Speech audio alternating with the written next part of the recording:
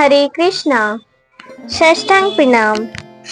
प्रिय भक्तों, जैसा कि हम अपनी श्रीमद् भगवद गीता का अध्याय 2 कर रहे थे, हम अध्याय 2 के बहुत से श्लोकों का वर्णन कर चुके हैं। आज हम अपना अध्याय 2 आगे के श्लोकों के साथ शुरू करते हैं। हरे कृष्ण कृष्ण कृष्ण हरे हरे, हरे राम राम राम हरे हरे। जय गुरुदेव श्री प्रभुपाद जी। हम अपना अध्याय 2 शुरू करते हैं। अध्याय 2 का श्लोक 38 इस प्रकार है।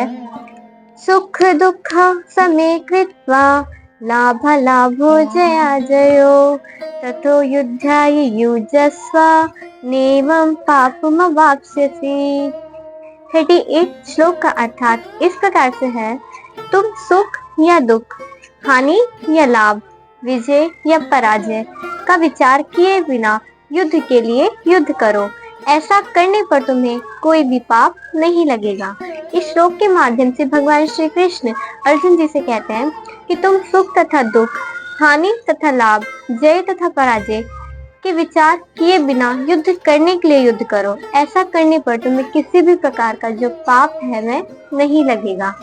हम श्लोक का अर्थात तो हमने जाना, हम तात्पर्य पूर्वक श्लोक जानते हैं। तात्पर्य इस प्रकार से है।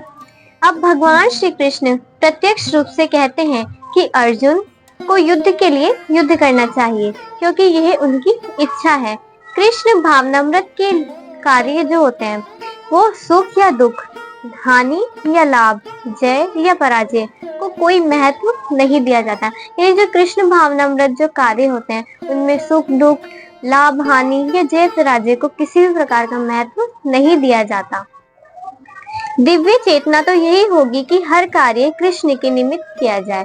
जो दिव्य चेतना है वो तो यही होगी कि हम हर प्रकार का जो कार्य है वो भगवान श्री कृष्ण के प्रति ही हम समर्पित करते हुए करें और भगवान श्री कृष्ण के निमित्त ही किया जाए। अतः भौतिक कार्यों का कोई बंधन फल नहीं होता।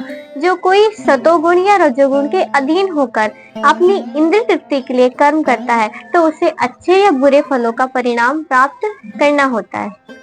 किंतु जो कृष्ण भावनामृत के कार्यों में अपने आप को पूर्ण रूप से समर्पित कर देता है वह सामान्य कर्म के करने वाले के समान किसी का कृतज्ञ या ऋणी नहीं होता। अर्थात जो भगवान श्री कृष्ण के प्रति ही अपने सभी कर्मों को समर्पित कर देता है तो वो जो सामान्य व्यक्ति जो कर्म कर रहा है उनसे वो बहुत ही भिन्न होते हैं, क्योंकि वो किसी भी कर्म के ऋणी या कृतज्ञ नहीं होते। इसी प्रकार भागवतम में इस प्रकार से एक श्लोक कहा गया है। देवर्षि भूताप्त नृणाम पितॄणाम न किंकरो नायं च राजन् सर्वात्मान न यः शरणं शरणयं गतो मुकुंदम परिहृत्य कृतम्। अर्थात इस प्रकार से है कि श्रीमद् भागवतम का श्लोक है। इसका अर्थात इस प्रकार से है।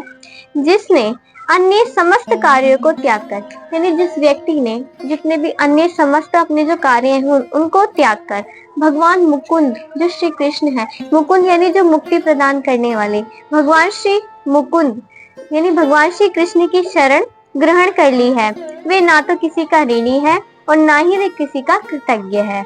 चाहे वे देवता हो, चाहे वे साधु हो, या वे सामान्य जन्य अथवा परिजन, मानव जाति या उसके पितर ही क्यों ना हो। इस श्लोक में कृष्ण जी ने अर्जुन जी को अप्रत्यक्ष रूप से इसी का संकेत किया है। इसकी व्याख्या अगले श्लोकों में और भी स्पष्टता से की जाएगी। इस प्रकार से हमारा 38 श्लोक यहीं से समाप्त होता है। हरे कृष्णा।